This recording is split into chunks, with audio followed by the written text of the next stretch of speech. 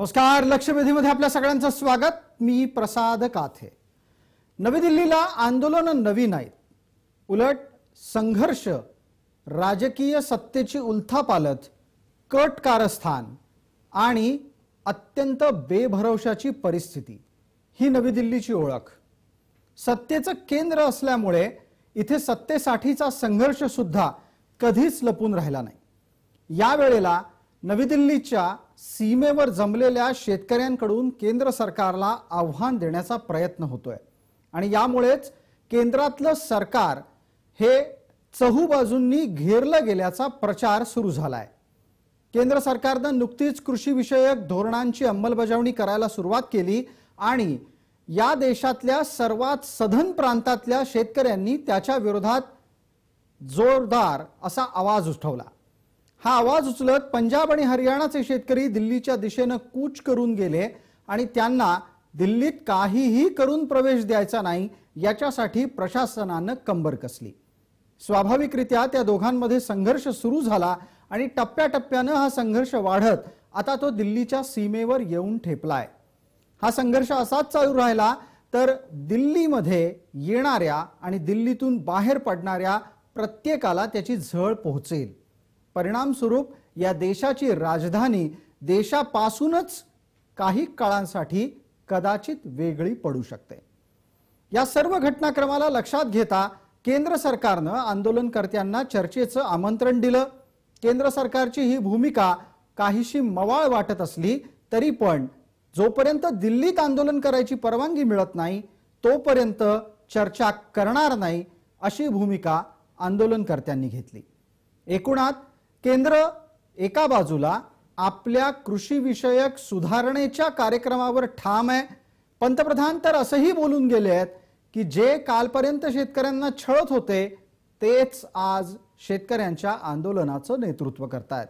दुसऱ्या बाजूला आंदोलन करत असताना शेतकऱ्यांच्या नेत्यांनी किंवा शेतकऱ्यांच्या चेहऱ्या आडून काही जणांकडून अत्यंत आक्षेपार्ह वक्तव्य केली गेली आणि त्याचं भांडवल सत्ताधारी गटाकडून केलं गेलं. ही सर्व परिस्थिती इतक्या विस्ताराने मांडण्याचं महत्त्वाचं कारण हे की खरंच या देशात शेतीविषयक चर्चा ही अत्यंत गांभीर्याने करण्याची गरज असताना त्याला प्रत्येक वेळेला राजकारणाची फोडणी का दिली जाते. शेतकऱ्यांची आंदोलनं या देशाला नवी नाहीत, आजवरती अनेकदा झाली आहेत. पण मूळ मुद्दा जो या लक्षवेधीच्या शीर्षकात आहे, शेतकरी आंदोलनाचा तोडगा कुणाकडे आहे.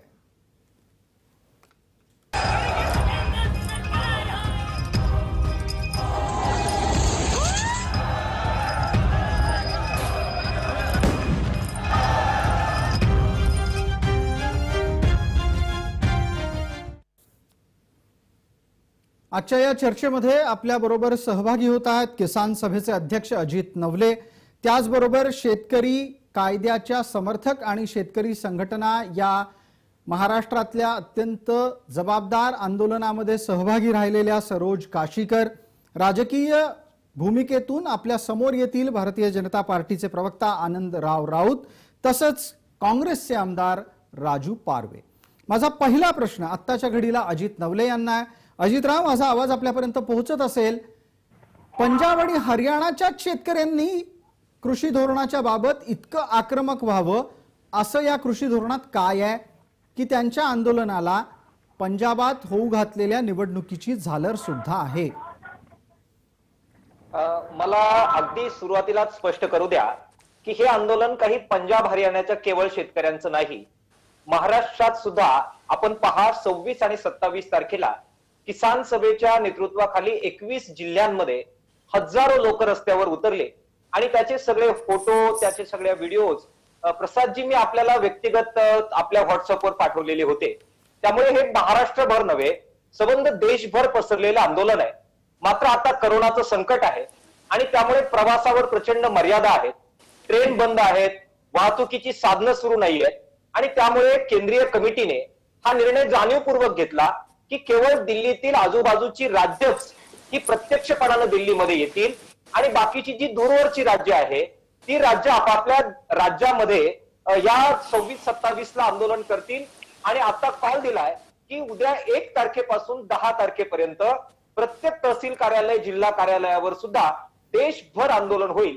त्यामुळे हे आंदोलन केवळ ह्या पंजाब आणि हरियाणाचं आहे हे बिलकुल आपण मनातून काढून टाका. अगदी मी मनातून काढून टाका असं तुमचं म्हणणं आहे. या निमित्तानं ते प्रेक्षकांपर्यंतही पोहोचलं की दिल्लीच्या आसपासच्या राज्यातूनच आंदोलनाचा महत्वाचा मार्ग हा दिल्लीपर्यंत न्यायचा ही त्या आंदोलनकर्त्या नेतृत्वाची रणनीती होती. मात्र आता परिस्थिती ज्या पद्धतीनं पुढे चाललेली आहे आणि केंद्र सरकार चर्चेचा दरवाजा उघडत आहे, असं असताना जंतर मंतरमध्ये आंदोलन करायला मिळत नाही, तोपर्यंत हलणार नाही, चर्चा करणार नाही, ही भूमिका न्यायोचित आहे का अजितराव? प्रसादजी, काथेजी, आपल्याला माहिती आहे की शेतकऱ्यांनी कधीही चर्चेचा मार्ग सोडलेला नाही. पहिल्यांदा ज्यावेळी चर्चा केली त्यावेळी आम्हाला अपेक्षित होतं, आमचे सगळे नेते गेले त्यावेळी किमान कृषी मंत्री आमच्याशी बोलतील. कृषी मंत्र्यांबरोबर वेळ ठरली, आम्ही चर्चेला गेले आमचे नेते, परंतु प्रत्यक्षात काय झालं, कृषी मंत्री निघून गेले आणि उच्च अधिकाऱ्याला आमच्या बरोबर चर्चेला तुम्ही पाठवलं. हा एक प्रकारे सगळ्या आंदोलनाचा भ्रमनिरास आणि एक प्रकारे विश्वासघात होता, ही भावना शेतकरी नेत्यांमध्ये आता पक्की झालेली आहे. आणि म्हणून आम्ही असं म्हणतोय, दिल्लीत जाण्याबद्दल आमचा काहीही आग्रह नाही. उलट आम्ही आज चारही बाजूनं रस्त्यावर लोक बसलेली आहेत, दिल्लीच्या चारही नाक्यांवर हजारो लाखो लोक बसलेली आहेत आणि आम्ही म्हणतोय आम्हाला तिथे राहू द्या, हरकत नाही.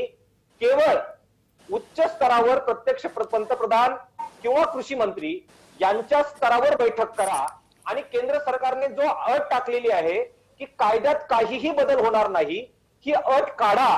आमचं म्हणणं आहे का, चर्चेची आमची तयारी आहे, मात्र चर्चा प्रामाणिकपणाने योग्य व्यासपीठावर करा, एवढीच केवळ आमची अट आहे. दिल्लीत गेल्याशिवाय चर्चा करणार नाही असं आमच्यापैकी कुणीही म्हटलेलं नाही. आम्हाला केवळ विश्वासार्ह चर्चा हवी आहे. तुम्हाला विश्वासार्ह चर्चा हवी आहे आणि त्यासाठी तुम्ही अटी घातलेल्या आहेत. तुमच्या अटीमध्ये महत्वाची अट हीच आहे की पंतप्रधान, कृषी मंत्री यांच्यापैकी चर्चेत कोणीतरी असावं, कायद्यात बदल होणार नाही ही भूमिका केंद्रानं बदलावी. थोडक्यात काय तर केंद्रानं आपलं पाऊल जे एक पुढे टाकलंय ते 2 पावलं मागे जावं. आताच्या घडीला आपल्या सोबत इतरही मान्यवर आहेत, आता त्यांच्याकडे टप्प्याटप्प्याने जाणार आहोत. सरोजजी काशीकर आहेत आपल्या सोबत.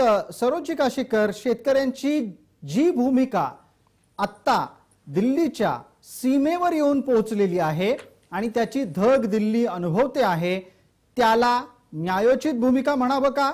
ही भूमिका शेतकऱ्यांच्या हिताची आहे का की यामागे राजकारण दडलेलं आहे? हे बघा, आंदोलन करण्याचा अधिकार शेतकऱ्यांचा आहे, तो मी नाकारत नाही. पण आंदोलन करायचं कशासाठी आणि कोणत्या विषयावर आणि कोणत्या मुद्द्यावर हे मात्र अधिक महत्वाचं आहे. कारण केंद्र सरकारने जे धोरण आता हा कायदा केला, या कायद्यामुळे मला वाटत नाही की शेतकऱ्यांचं नुकसान आहे. आता अनेक जण स्वामीनाथन कमिटी घेऊन बसले. मी त्या व्यक्तींना विचारते की तुम्ही जर सत्तेत गेलात, मग कोणतेही सरकार असो, कारण मागच्या वेळी काँग्रेसच्या सरकारने सुद्धा हे सगळे कायदे आणण्याचा प्रयत्न केला होता, मनमोहन सिंगांनी सुद्धा हा कायदा लागू करण्याचा प्रयत्न केला होता, तेव्हा मात्र भाजपच्या सरकारने विरोध केला.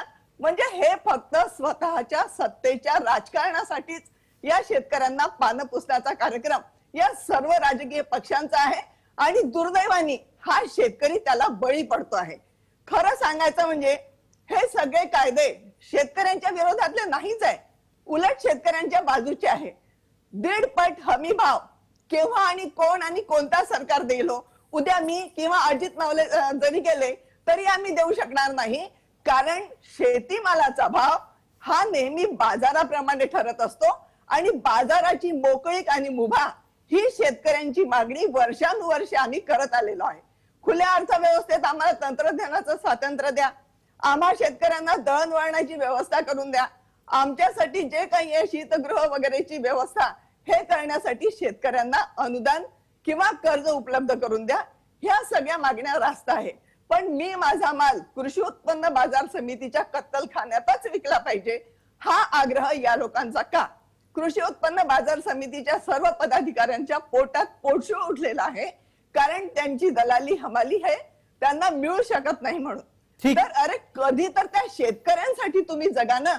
आयुष्यभर तुम्ही तुमच्या पक्षासाठी तुमच्या राजकारणासाठी जगला आज जर या शेतकऱ्याच्या बाजूने हा कायदा होत आहे तर मला असं वाटतं या कायद्यात एवढा प्रचंड प्रमाणात विरोध करण्याचं काही कारण आहे असं मला दिसत नाही. ठीक आहे सरोजजी, पंजाब एक मिनिट, पंजाब आणि हरियाणाचा, तर पंजाबच्या किती शेतकऱ्यांचा गहू डायरेक्ट हमी भावात खरेदी केला जातो हे जर सर्वसामान्य शेतकऱ्यांना विचारलं तर तुम्ही आश्चर्याने तोंडात बोट घालाल.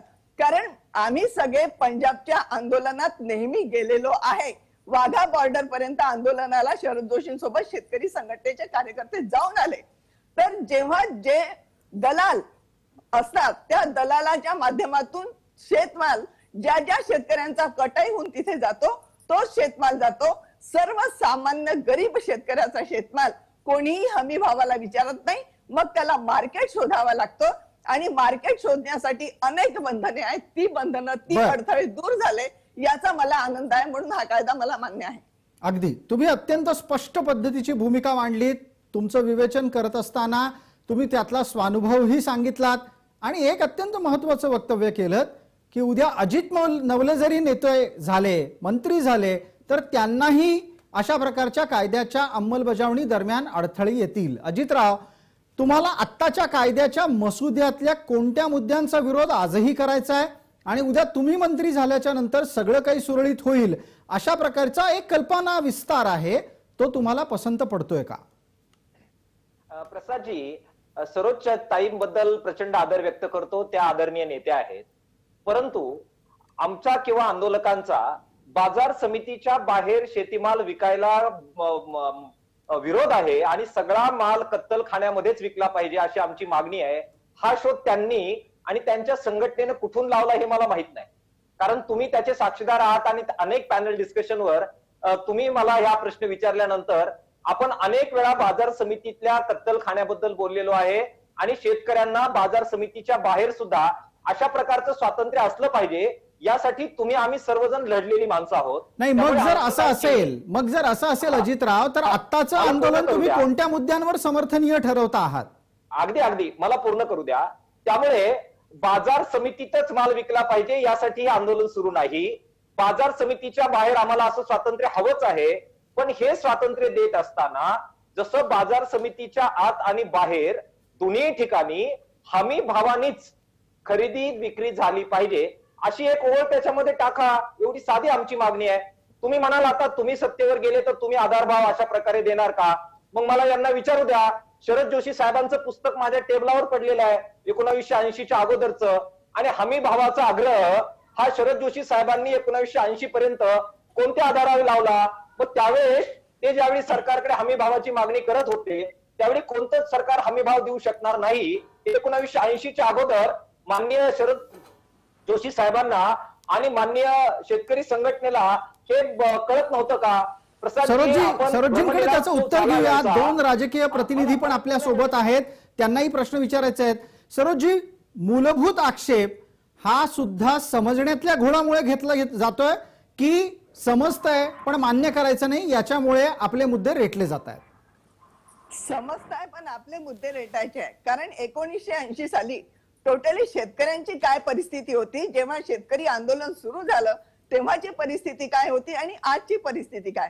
उत्पादन खर्चावर आधारित रास्त भाव, उत्पादन खर्चावर आधारित रास्त भाव हा मिळाला पाहिजे. कारण तेव्हा कृषी मूल्य आयोग जे होतं ते कृषी मूल्य आयोग शेणखताच्या डालीचा खर्च 2 पैसे वगैरे धरत होतं. त्याच्यामुळे आमचा आग्रह होता की तुम्ही उत्पादन खर्च नीट काढा आणि उत्पादन खर्च जर नीट काढत नसाल तर तुम्ही सतत शेतकऱ्याला लुटत आहात आणि उत्पादन खर्च तुम्ही आजही काढा.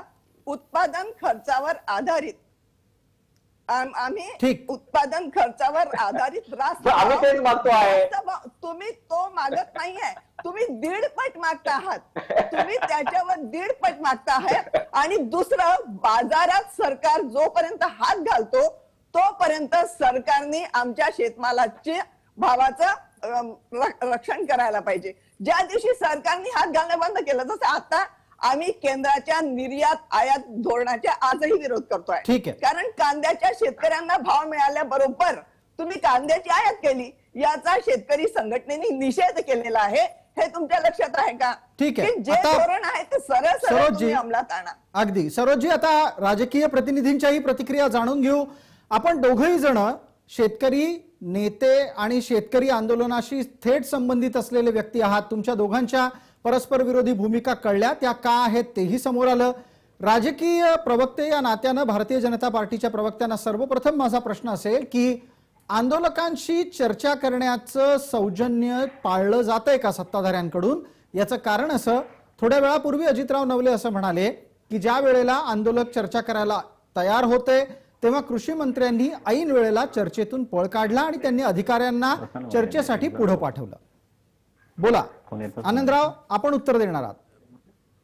मी या ठिकाणी सर्वप्रथम नमूद करू इच्छितो की सुरुवातीला आपण चर्चा सुरू करताना जे वाक्य वापरलं की या आंदोलनाला राजकीय फोडणी आणि पंजाबच्या निवडणुकीचं सामोरचं वेध, हे जे आपण दोन शब्द वापरले, माझं ठाम मत असं आहे की या आंदोलनाला शेतकऱ्यांची दिशाभूल करून राजकीय स्वार्थापोटी जे आपण आश्वासनं दिले होते 2000 म्हणजे काँग्रेसनी तर जाहीरनाम्यामध्ये ह्या सुधारणा आम्ही करू असं ऑलरेडी 2017 मध्ये म्हटलेलं आहे, लोकसभेच्या निवडणुकीच्या वेळेस म्हटलेलं आहे.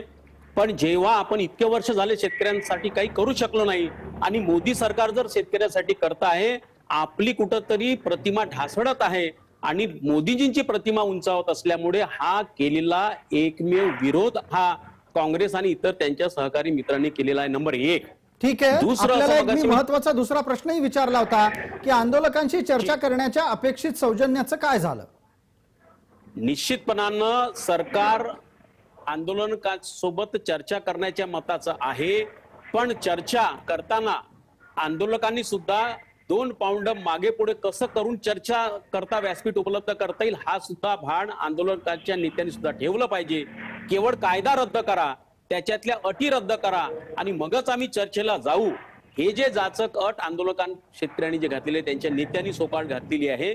मला असं वाटते की कुठल्याही देशामध्ये अशा पद्धतीच्या कायदाच तुम्ही पहिले बाजूला करा आणि मग आम्ही चर्चेला जातो, हा अट्टहास आहे. अजितराव, आपल्याला वाटतं आंदोलक आडमुठी भूमिका घेत आहेत? जर चर्चा करायची असती तर आतापर्यंत चर्चेच्या अनेक फेऱ्या घडल्या असत्या आणि ज्या पद्धतीची अराजकाची परिस्थिती आता दिल्लीच्या सीमेवर आहे तशी नसती, ती टाळता आली असती आणि स्वाभाविकरित्या त्याचा आसपासच्या परिस्थितीवर, देशाच्या एकूणच कायदा सुव्यवस्थेवर होणारा परिणामही टाळता आला असता. भाजपची एक खास स्टाईल आता त्यांच्या प्रवक्त्याकडून पण आपल्याला पाहायला मिळाली. कायदाच रद्द करा तर आम्ही चर्चेला येतो, असं कोणता नारा म्हणाला? आम्ही फक्त एवढंच म्हणालो की पंतप्रधान मोदी असं म्हणाले की कायद्यात बदल होणार नाही, हे त्यांनी काल स्पष्ट केलं. त्याच्यावर आमचं म्हणणं असं आहे की कायद्यात जर बदलच करणार नसाल, कायदा मागे घ्या असं आम्ही म्हटलोय काय? कायद्यात बदलच करणार नसाल तर मग चर्चेला वाव उरतो कुठे?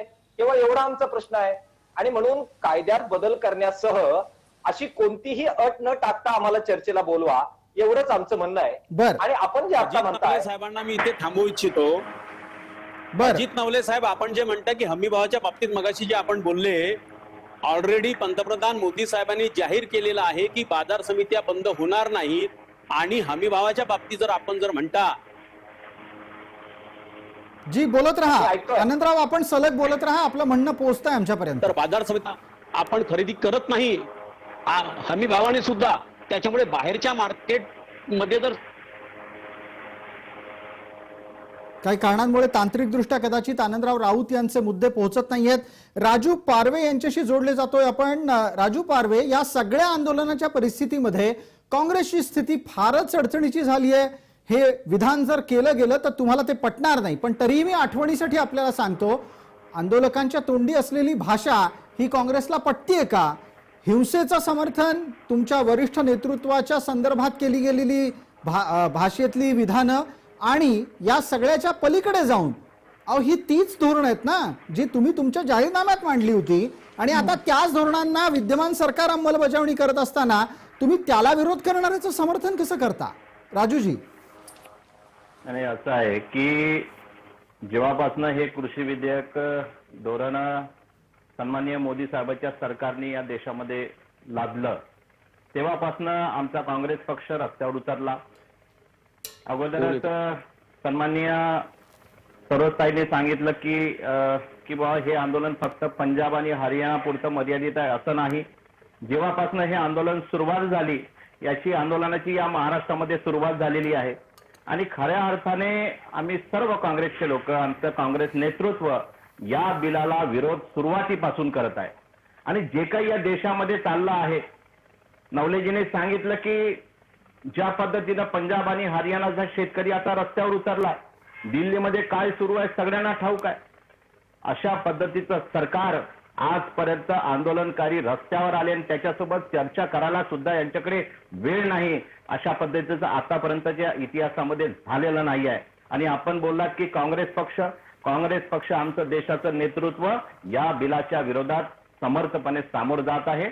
जे काही या लोकांनी या देशाला विकण्याचं काम केलं आहे. पारवे साहेब मध्ये यासाठी थांबवतो की तुम्ही नक्की कशाचं समर्थन करताय?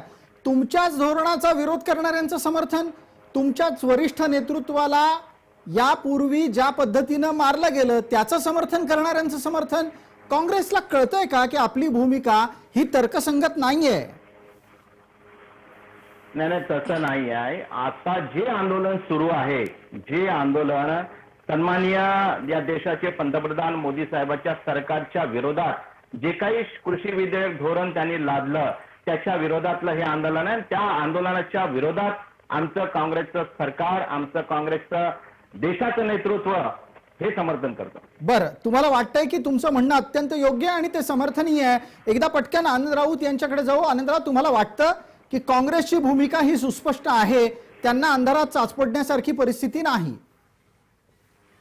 काँग्रेसची भूमिका आता जर आपण बघितली तर अंधारात चाचपडण्यासारखीच आहे. कारण मी मगाशी सांगितल्याप्रमाणे आपण काहीच केलं नाही आणि मोदी सरकार जर करते त्याच्यामुळे यांच्या पोटामधला तो पोटशूळ आहे.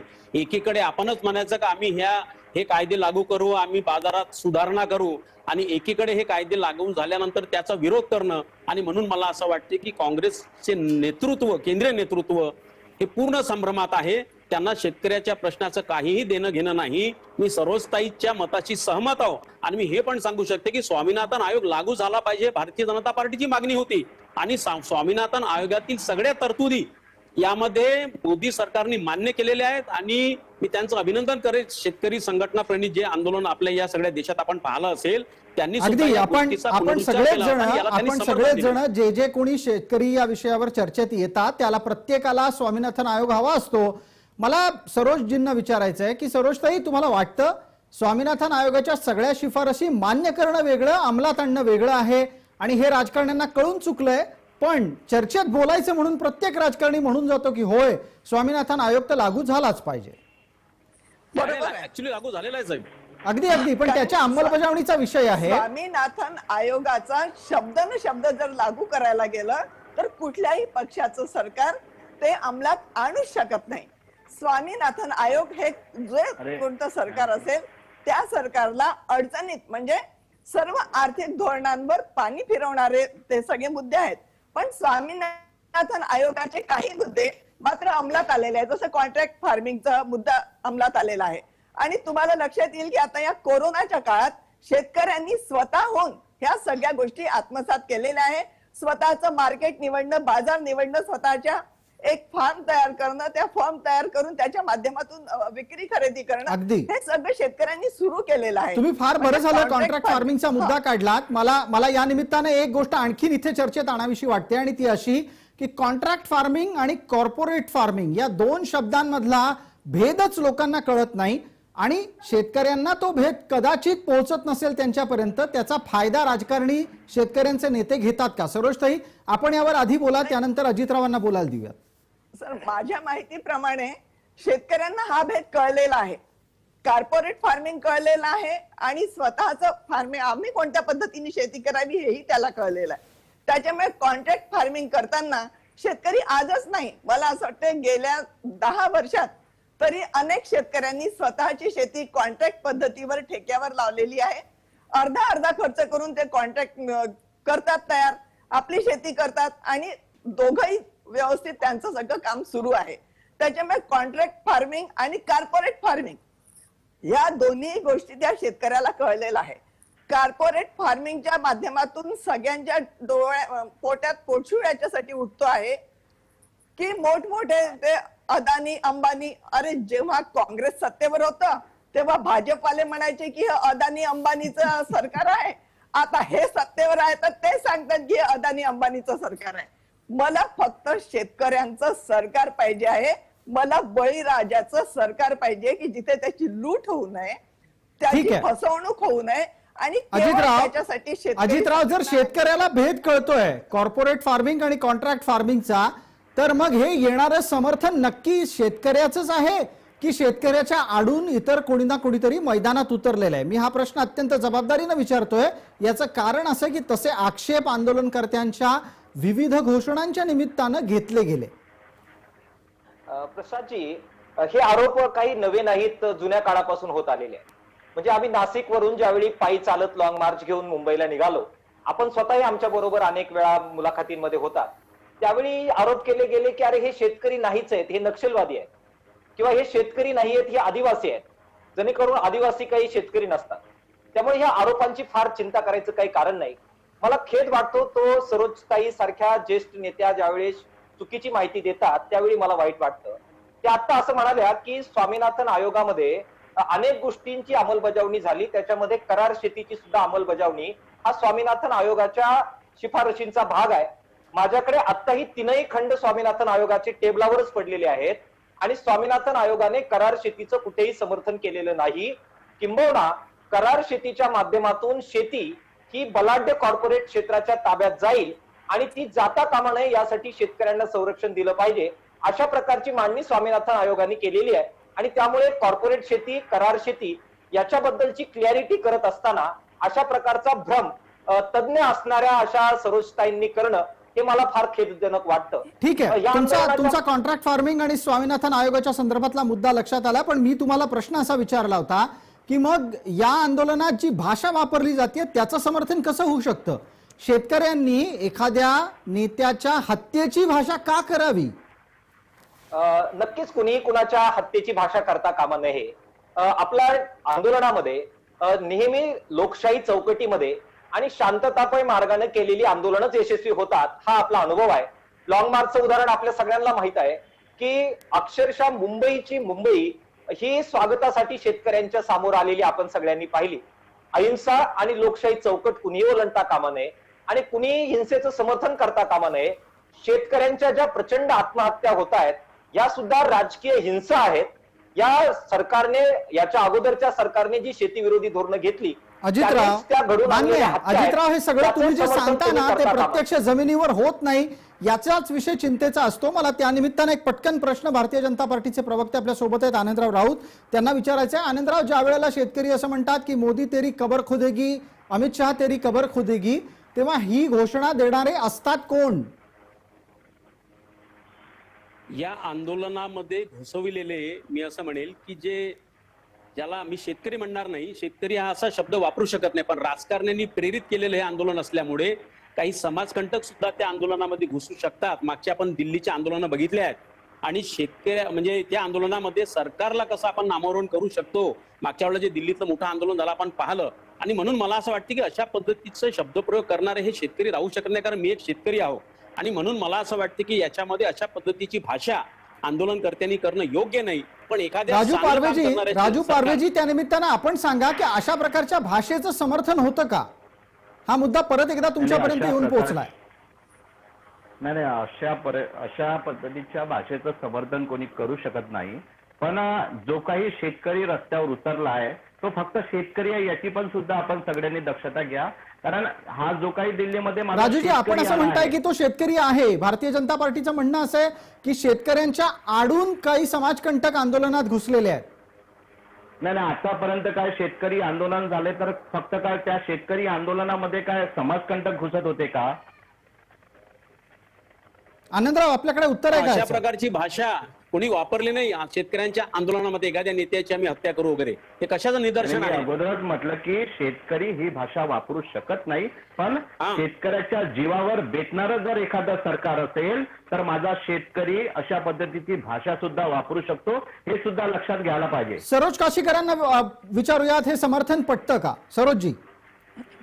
नाही, मला हे समर्थन पटत नाही. सरकार कोणाचंही असो, आंदोलनाच्याच मार्गाने केलं पाहिजे. आता अजित नवलेंनी जे सांगितलं की त्यांनी जे नाशिक ते मुंबई पायी चालले आणि कुठल्याही प्रकारचा त्यांनी कुठेही रस्त्यात हिंसाचार केला नाही किंवा अभद्र बोलले नाही. आपापल्या घोषणा असतात, आपापले झेंडे असतात आणि एक विषय, जर तुमचा विषय खरा असेल तर तुम्हाला कोणत्याही राजकारण्याची हिंसा बोलण्याचं किंवा त्याच्याबद्दल अभद्र बोलण्याचं काहीच कारण नाही. अगदी. मग त्याच निमित्तानं पटकन एक जाता छोटासा प्रश्न या चर्चेच्या पहिल्या टप्प्याच्या शेवटापूर्वी, आपल्याला वाटतंय अजितराव अशा प्रकारच्या शब्दांमुळे, आक्षेपार्ह घोषणेमुळे आंदोलन भरकटतंय, बदनाम होतंय, जे टाळता आलं असतं? मला वाटतंय की असं काही आंदोलन भरकटणार नाही, कारण प्रसादजी मी त्या आंदोलनाच्या प्रत्येक टप्प्यावर त्याचा साक्षीदार राहिलेलो आहे. नेतृत्वस्थानी असणारी माणसं अत्यंत जबाबदार माणसं आहेत, ज्यांची सबंध पिढी आंदोलनांच्या मध्ये गेलेली आहे. त्यागाची पार्श्वभूमी असणारी अत्यंत विचारवंत माणसं ही नेतृत्वस्थानी आहेत आणि त्यामुळे कुणी काही घोषणा दिली म्हणून याची काहीतरी दिशा भरकटेल असं बिलकुल होणार नाही. शांततेचा भंग होणार नाही. शेतकरी शांतता आणि लोकशाही चौकट याचं बिलकुल उल्लंघन करणार नाही आणि नेतृत्व आंदोलन योग्य रीतीने नेईल याबद्दल माझ्या मनात बिलकुल शंका नाही. अगदी आपण मांडलेली भूमिका तशीच राहो, तसंच ते प्रत्यक्ष जमिनीवर दिसो अशी आत्ताची अपेक्षा आहे. कारण ज्या पद्धतीनं देशाच्या राष्ट्रीय राजधानी भोवती आंदोलनाचा वेढा पडतोय ते पाहता प्राप्त परिस्थिती अधिक चिंताजनक क्षणाक्षणाला होतीये हे नाकारून चालणार नाही.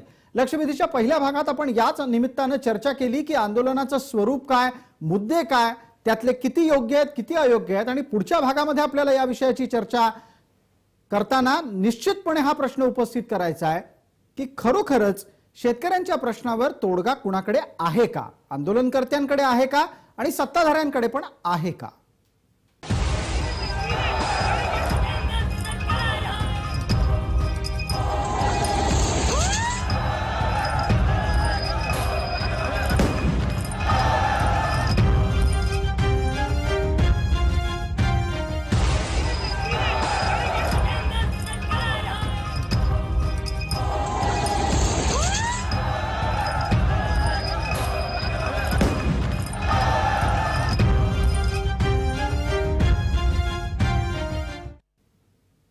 दिल्लीच्या सीमेवर शेतकरी आंदोलनाचा भडका उडाला असताना या शेतकरी आंदोलनाच्या मूळ मुद्द्याकडे आणि पर्यायानं शेतकऱ्यांच्या समस्यांकडे तोडगा कुणाकडे आहे हा प्रश्न या भागात आपण उपस्थित करतोय. आपल्या सोबत सरोज काशीकर आहेत.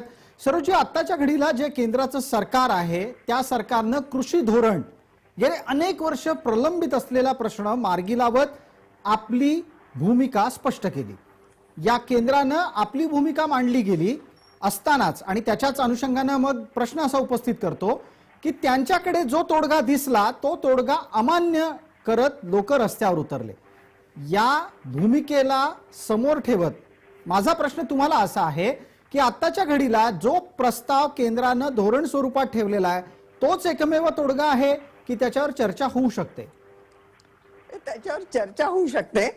केंद्राने चर्चेची भूमिका घ्यायला काही हरकत नाही, कारण कायदा केलेला आहे आणि जी धोरणं आहेत या धोरणाबद्दल साधक बाधक चर्चा होऊ शकते. सर्व राजकीय पक्षाच्या नेत्यांना, सर्व शेतकरी संघटनेच्या नेत्यांना जे वेगवेगळ्या शेतकऱ्यांची आंदोलनं चालवतात त्यांना विश्वासात घेऊन हा कायदा आणि हे धोरण अधिक प्रभावीपणे केंद्र सरकारला राबवता येऊ शकते.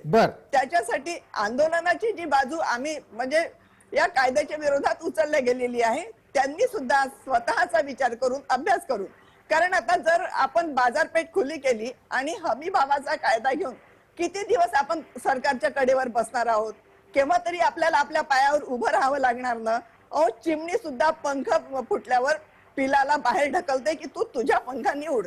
ह्या कायद्याने मला असं वाटते की शेतकऱ्याला सक्षम करण्याचा स्वतःच्या पंखात बळ आहे हे समजून घेण्यासाठीचा हा कायदा आहे आणि हा कायदा समजून घेऊन या सगळ्या लोकांनी समजदारांनी तोडगा काढावा. आनंदराव राऊत, मुख्य मुद्दा असा समोर आला. सरोज काशीकर म्हणतात शेतकऱ्याला आत्मनिर्भर बनवण्याच्या साठीचं आत्ताचं कृषी धोरण आहे, पण चर्चा करायला हवी. चर्चेला टाळता कामा नये, चर्चेपासून पळ काढता कामा नये. आणि नेमका इथेच सगळा घोळ सुरू झालाय. आंदोलक चर्चा करण्यासाठी अटी ठेवतायत. केंद्र सरकार चर्चा करण्याच्या बाबतीत काय भूमिका घेते याकडे लक्ष आहे. तुम्हाला चर्चा करण्याची हिंमत आहे का? निश्चितपणानं सरकारकडे या विषयाचं गांभीर्य आहे. कालच आपण बघितलं असेल की उच्चस्तरीय बैठक दिल्लीला आदरणीय अमित शहाजी यांच्या नेतृत्वामध्ये झाली मागच्या वेळेला आपण बघितलं असेल की स्वतः कृषी मंत्री चर्चा करायला तयार होते. मी आता मगाशी चर्चा करताना जे बघितलं की आता याच्यामध्ये एक दोन जे मुद्दे मला जे साधारणतः मी स्वतः बाजार समितीचा सभापती राहिलेलो आहे 15 वर्ष, आणि म्हणून यामध्ये विशेष मला असं सांगायचं की ज्या पद्धतीने हमी भावाच्या बाबतीत मगाशी नवले साहेब म्हणाले की त्याच्यामध्ये एक वाक्य टाकावं की बाहेर हमी भावाची खरेदी केल्या जाईल, पण मी त्याच्यामध्ये असं म्हणतोय की हमी भाव त्याचे जे निकष असेल, शेवटी सरकारचं काय, सरकार इंटरव्हेन्शनच्या मार्केटमध्ये करते आहे. एक 17, 18, 20% चाच माल सरकार खरेदी करू शकते. सरकार 100% माल खरेदी करू शकत नाही, आणि त्याच्यामध्येही 12% ओलाव्याच्या वर असलेला माल कुठलंही सरकार खरेदी करत नाही. मग ते कॉटन असेल, सोयाबीन असेल, काही असेल. मग आपण बाहेर जर समजा मार्केट ओपन जर झालं तर त्यांना हमी भावाने हा सगळा माल खरेदी करा अशा जर तुमच्या सूचना असतील तर त्या कशा मान्य होतील? आणि म्हणून मला असं वाटतं की याच्यात साधक बाधक चर्चा करावी. माझा दुसरा एक आक्षेप असा आहे की बाजार समितीमध्येच आपण सगळ्या पद्धतीनं सगळं चांगलं करतो असं म्हणतो, पण मी बरेचदा पाहिलं की सोयाबीनचे भाव जेव्हा डाऊन होतात त्यावेळेला बाजार समितीमध्ये अडती आणि व्यापारी एखाद्या कोपऱ्यामध्ये बसवून मिरची असेल, सोयाबीन असेल त्याचा भाव ठरवतात. अनेक अडतीयांच्या याच्यावरती जाऊन ऑक्शन सुद्धा होत नाही. हे मी स्वतः बाजार समितीमध्ये अनुभवलेलं आहे. आणि पण आनंदराव, पण मग आनंदराव, आता शेतकरी आंदोलनाची कोंडी फोडण्यासाठी तुमच्याकडे काय आहे मुद्दा, तो जाणून घेऊच. एकदा पटकन राजू पारवेंना विचारतो. राजू पारवे, तुम्हाला वाटतं की मनापासून हे सरकार शेतकरी आंदोलनाची कोंडी फोडण्याच्यासाठी काही पावलं टाकेल? असं आहे की जर ही जर कोंडी फोडायची होती तर एवढे दिवस काय लोकांना रस्त्यावर येऊ द्यायची वाट बघत आहे काय, की देश आता पूर्ण चिघळला पाहिजे, देशात आणखी काही मोठं वेगळं झालं पाहिजे याची वाट बघत आहे का? जर यांना खरंच शेतकऱ्यांच्या हिताचं सरकार असेल तर करावा ना चर्चा ताबडतोब. कोणी थांबवलं यांना? कोण म्हणताय की जो शेतकरी रस्त्यावर उतरला आहे तो वाट बघत आहे? कोणी टाकल्या अटी? यांनी चर्चेला सामोर यावं. चर्चेला एकदा सामोर आले तर जर यांच्या मनामध्ये इच्छा असेल शेतकऱ्याच्या प्रती यांची जर थोडीशी तर काही यांच्या मनामध्ये असेल तर ताबडतोब त्या ज्या आंदोलनकर्त्यासोबत चर्चा करायला पाहिजे ना या लोकांनी. मुद्दा काय आहे आनंदराव, आपल्याकडे उत्तर काय आहे याचं? काय उत्तर आहे? कायद्याचा अंमल झाल्यानंतर किमान तुम्ही 1-2 वर्ष वाट बघितल्यानंतर या कायद्यानुसार शेतकऱ्यांना लाभ होतो की नाही होत हे तर बघण्याची तुम्ही हिंमत ठेवली पाहिजे. आता अंमलात आलेला कायदा जस्ट आता मागच्या 2 महिन्यामध्ये याचं कायद्यामध्ये रूपांतर झालं. त्याचा अंमल आता सुरू व्हायच्या अगोदरच आपण जर समजा गोंधळ करताय, त्याच्यावरनं आपलं शेतकऱ्यांचं प्रेम किती बेगडी आहे हे शेतकऱ्यांच्या लक्षात आलेलं आहे. आनंदरावांचा हा मुद्दा घेऊन अजित नवलेंना प्रश्न आहे. आनंदराव राऊत यांनी मांडलेला मुद्दा अजितराव आपल्यापर्यंत पोहोचला असेल. ते म्हणतात की कायदा लागू झाल्यानंतर काही काळ वाट पहा, धोरणं कशी बदलतात, प्रत्यक्षात त्या कायद्याची अंमलबजावणी कशी होतीये, या अनुषंगाने एक जुना संदर्भ देतो. थोड्या वेळापूर्वी सरोज काशीकर असं म्हणाल्या होत्या की अशाच प्रकारची धोरण बदलांची भूमिका ज्या वेळेला आधीच्या सरकारनं घेतली तेव्हाही विरोध झाला, आता धोरण बदलांची भूमिका घेतली तेव्हाही विरोध झाला. थोडक्यात काय, मला अजितराव आपल्याला विचारायचं आहे, डाव्यांना या देशात बदल होऊच द्यायचे नाहीयेत का? आम्हाला नक्कीच बदल हवे आहेत, परंतु ते बदल कुणाच्या बाजूने होतात याच्याबद्दलच्या आमच्या काही धारणा आहेत. हे बदल जर तुमच्या धारणा असतील तर तुम्ही 2 वर्ष थांबायला तयार आहात का? मग अजितराव, एखादा धोरण बदल झाला, त्या धोरण बदलाचे परिणाम आणि दुष्परिणाम दोन्ही येण्याच्यासाठी काही कालावधी द्यावा लागेल ना? कसं थांबणार? बघा ना, तुम्ही कायद्यामध्ये तुम्ही कांदा काढला, अत्यावश्यक वस्तू कायद्यातून कांदा वगळला की नाही आनंदराव? तुम्ही वगळला, आणि मग वगळला असताना त्याचे नियमन करत तुम्ही निर्यात बंदी का लादली? जीवनावश्यक वस्तूमधून वगळणे शेतकऱ्यांच्या हिताकरता निर्णय आहे नवले साहेब. तो आपण तो अंमलबजावणी बघा, तुम्ही काय म्हणाला अनुभव घ्यायचा ना. सरकारने ऐका म्हटलेलं की युद्धजन्य परिस्थितीमध्ये आणि भाव जर समजा मागच्या वर्षीच्या ऍव्हरेज मध्ये जर डबल झाले त्यावेळेला किमान हस्तक्षेप हा सरकारचा, एवढंच त्याच्यामध्ये बघा. नाही, आमचा अभ्यास आहे, जरा थांबा, माझा ऐकून घ्या आता पूर्ण. की नियत जी आहे, त्या नियतवर शंका आहे शेतकऱ्यांना. तुमची बोलण्याची भाषा आणि प्रत्यक्ष अंमलबजावणी याच्याबद्दल शंका आहे म्हणून शेतकरी रस्त्यावर उतरतात. तुम्ही कांदा वगळला जीवन आवश्यक वस्तूमधून आणि दुसऱ्याच आठवड्यामध्ये कांद्यावर निर्यात बंदी लादली. तुम्ही शेतकऱ्यांची नियमनमुक्तीची बात केली आणि डाळी, खाद्यतेल आणि वेगवेगळ्या प्रकारच्या तेलबिया यांच्या सगळ्या आयातीच्या बद्दलचं धोरण घेत कोट्यावधीचा शेतीमाल बाजार समितीत या बाजारामध्ये आयात करण्याची भूमिका घेतली.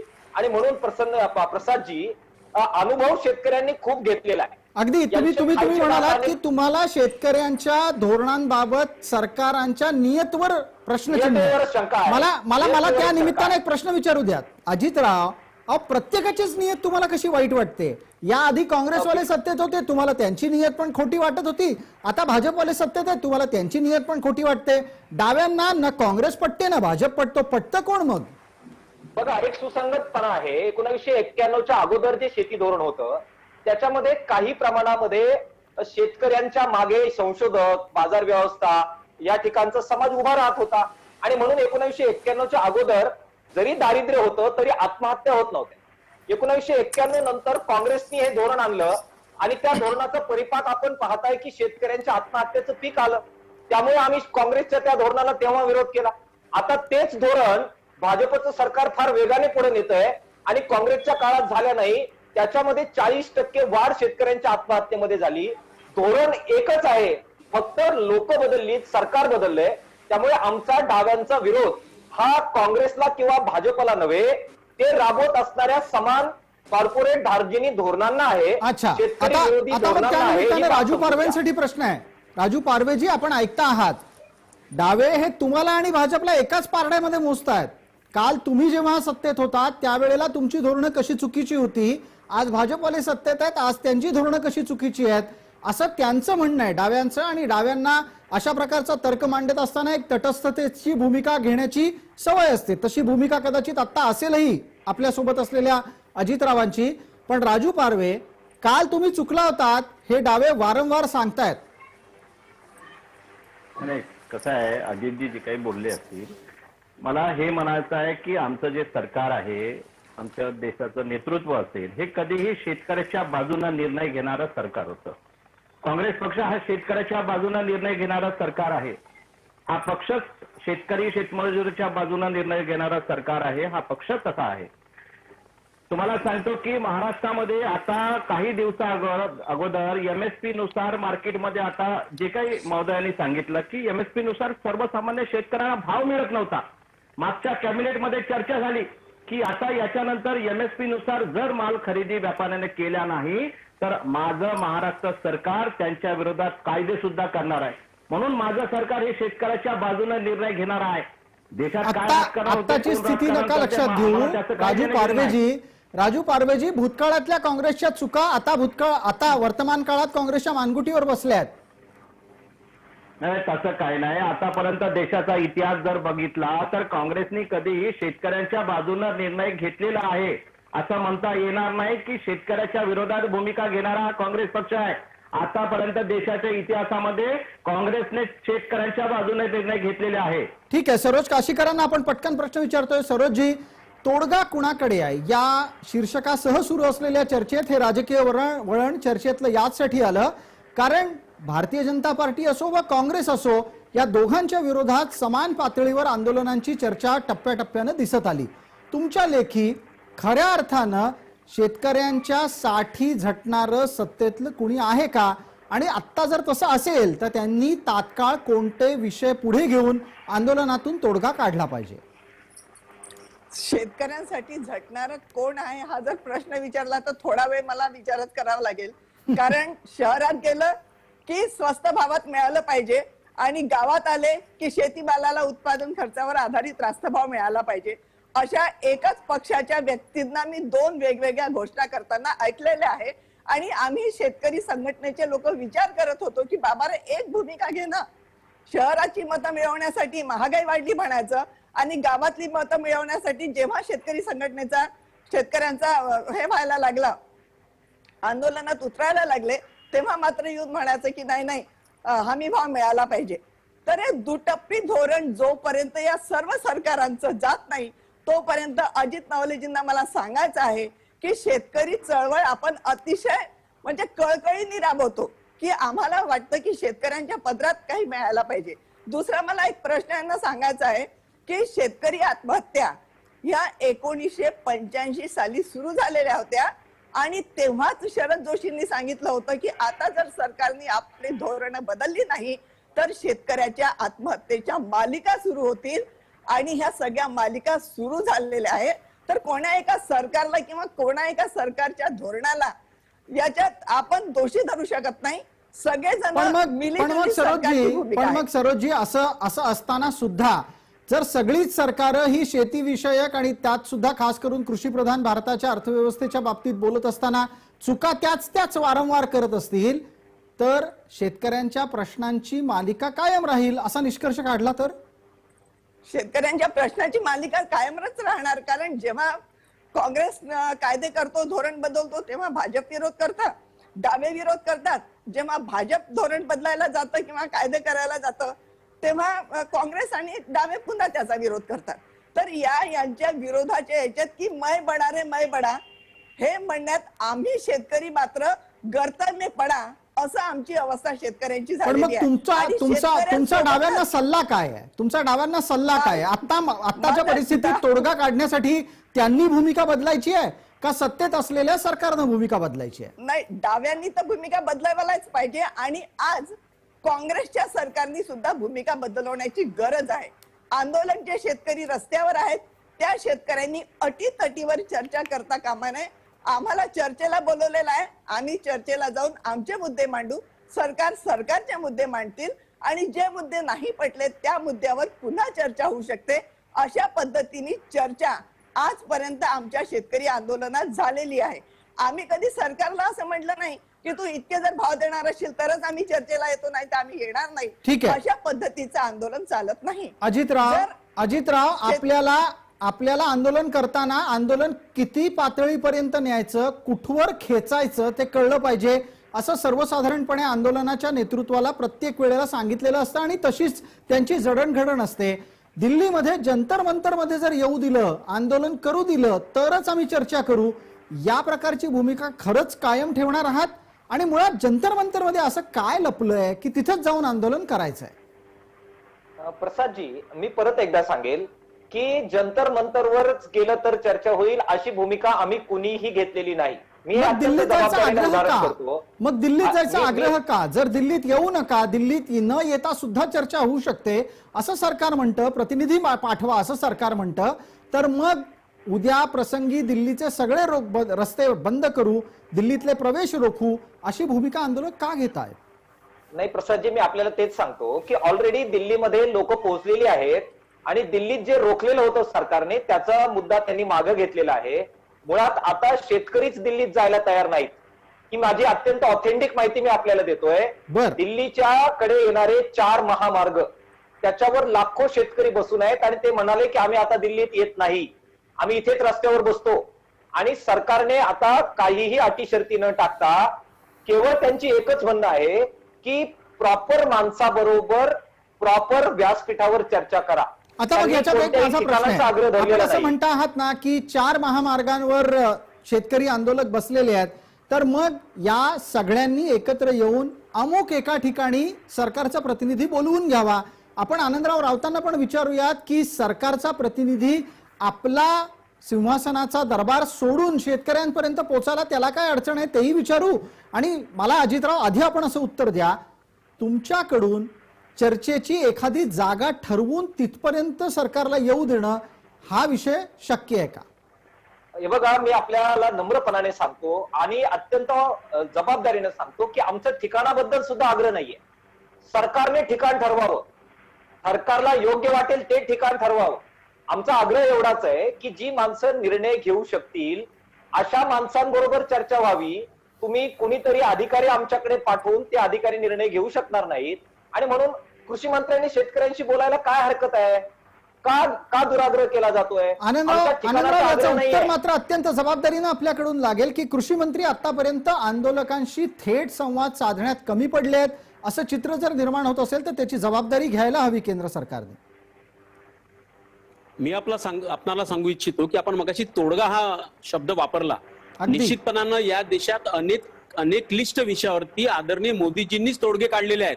मग ते 370व्या कलमापासून तर या कृषी विधेयकापर्यंत. आणि माझा ठाम विश्वास आहे की हे जे आंदोलन सुरू आहे याच्यावरही तोडगा आदरणीय मोदीजी निश्चित काढणार आहेत. आणि म्हणून आपल्याला पंतप्रधानांनी घेतलेली कृषी सन्मान योजना असेल जी थेट शेतकऱ्यांच्या खात्यामध्ये 6,000 रुपये टाकण्याचं काम हे केवळ मोदीजींनी केलंय. शेतकऱ्यांना माहित आहे की आपले तारणहार मोदीजी आहेत आणि म्हणून मला असं वाटतं की आपण जो मला दुसरा मुद्द्यावर या, प्रश्न वेळेची विचारला, मर्यादा आहे. कृषी मंत्री चर्चा करायला जाणार आहेत की नाही जाणार आहेत? निश्चितपणानं याच्यावर गांभीर्याने विचार सुरू आहे. पण हे जे आता अटी टाकतात, आता नवले साहेब इकडे म्हणतात की आम्हाला कुठली जागा चालेल, पण आतापर्यंत ज्या बातम्या येत होत्या की त्यांनी आग्रह केला की आम्हाला जंतर मंतरवरच चालेल, आम्हाला दिल्लीमध्ये एंट्री करा. कोरोनाचं एवढं मोठं सावट त्या दिल्लीमध्ये असताना शेवटी प्रशासनाला काही निर्णय घ्यावे लागतात आणि म्हणून त्यांनी मागे आव्हान केलं होतं की आंदोलनकर्त्याचे काही प्रतिनिधी जर आले त्याची यादी पाठवा. निश्चितपणानं त्यांच्यासोबत आम्ही चर्चा करू. ही पॉझिटिव्ह भूमिका कृषी मंत्र्यांनी घेतलेली आहे, पण त्याच्या पद्धतीचा प्रस्ताव अजून आंदोलन करण्याकरता आला नसल्यामुळे यामध्ये कुठेतरी थोडा विलंब अजितराव, खरं काय खोटं काय? विश्वास आहे. अजितराव, खरं काय खोटं काय पटकन सांगा. प्रसादजी, मी सांगितलं की जे 208 संघटनांची समिती आहे त्याच्यामध्ये डॉक्टर अशोक ढवळे बैठकीला होते. मी त्यांच्याशी सलग संबंधित आहे. त्यानंतर ज्या 30 लोकांची वेगळी कमिटी बनलेली आहे त्याची नावं आता माझ्याकडे आत्ता टेबलावर आहे. त्यांच्या कमिटीच्या बैठकीमध्ये मी संपर्कात होतो. त्यामुळे मला हे ऑथेंटिक माहित आहे की आम्ही अशी कोणतीही अट सांगितलेली नाही. तुम्ही सांगितलेलं नाही म्हणताय, पण सगळ्या माध्यमांमध्ये मात्र ते येत आहे. कुठून आलं कुठून मग हे? एक वाक्यता असली पाहिजे की नाही? आंदोलनाच्या नेतृत्वाची धोरणाबाबत एक वाक्यता असली पाहिजे. एक वाक्यताच आहे प्रसादजी. मी आपल्याला कालच ऑल इंडिया किसान जी आमची कमिटी आहे तिची प्रेस नोट मी तुम्हाला फॉरवर्ड करायला तयार आहे. आम्ही जाहीरपणानं म्हटलंय की सरकारने चर्चा करावी, योग्य व्यासपीठावर चर्चा करावी. ठीक आहे, आमची चर्चेचा आग्रह आहे. ठीक आहे. एक पटकन आपल्याला प्रश्न काँग्रेसला विचारायचा आहे. तुमच्या लेखी आंदोलनाचा तोडगा किती लवकर निघू शकतो? राजूजी, कसं आहे, हा देश शेतकरी प्रधान देश आहे, आपण सगळे म्हणतो. मग या देशाची सगळी अर्थव्यवस्था जर शेतकऱ्याच्या भरोशावर चालत आहे तर मग त्या शेतकऱ्याच्या जिथे आंदोलन आहे तिथे या सरकारने जायला काय हरकत आहे? जर यांच्या मनामध्ये हे आंदोलन लवकर सोडवायचं असेल तर यांना काय, आपण जर म्हणताय की अटी शर्ती, मला तर असं वाटते की शेतकरी आंदोलन जिथे आहे तिथे राजकीय नेत्यांनी जायला कुठे हरकत आहे? जर यांना निकाल काढायचा असेल तर जिथे आंदोलनस्थळी जर यांची मानसिक इच्छा ते आंदोलन लवकर सोडवायची असेल तर त्या शेतकऱ्याच्या जवळ जाऊन ते आंदोलन सोडवायला पाहिजे. ठीक आहे. सरोजजी, तुमच्या लेखी तोडगा निघायला आपल्याला किती काळ द्यायला हवा? कारण जसजशी थंडी वाढत जाईल तसतसा आरोग्याचा प्रश्न सुद्धा दिल्ली आणि उत्तरेमध्ये जास्त वाढत जाईल, ज्या पद्धतीनं रस्त्यावर गर्दी जमा होत चाललेली आहे. हे बरोबर आहे. जे आंदोलन करते आहेत किंवा आंदोलन करण्यासाठी जे नेतृत्व आहे त्या नेतृत्वाने सर्व शेतकऱ्यांच्या तब्येतीची सुद्धा काळजी घेणं खूप आवश्यक आहे. कारण आंदोलनात आम्ही हे सगळं करत आलो आहे. राहिला प्रश्न की शासनाने त्या शेतकऱ्यांपर्यंत यावं, तर मला असं वाटतं की शासनाचे फक्त अधिकारीच येतात. आजपर्यंत जेवढी कोणते आंदोलन आम्ही केली त्या आंदोलनात आम्हाला गाडी पाठवून तिथे बोलवण्यात आलं. ती व्यवस्था गव्हर्नमेंटकडनं होते, पण आम्ही विनाकारण आंदोलक जर या पद्धतीने तिथे थांबलो आणि उद्या शेतकऱ्यांच्या आजार आला किंवा काही प्रश्न पडला तर जे नेते आहेत ते नेते काही एवढ्या शेतकऱ्यांच्या घरी जाऊन त्यांचा प्रश्न सोडवू शकणार नाही. त्याच्यामुळे या 4 दिवसात त्यांनी तोडगा काढावा अशी माझी नम्र विनंती आहे. भाजप सरकारलाही आहे, काँग्रेस सरकारलाही आहे. अगदी आपण एक अत्यंत महत्वपूर्ण आणि सकारात्मक भूमिका घेतली, त्याबद्दल धन्यवाद. आणि या चर्चेत सहभागी झालेल्या आपणासह इतर सर्व मान्यवरांचेही खूप खूप आभार. लक्षवेधीमध्ये वेळ झाली इथेच थांबण्याची, पण ताज्या बातम्यांसाठी आपण पाहत रहा फक्त जय महाराष्ट्र.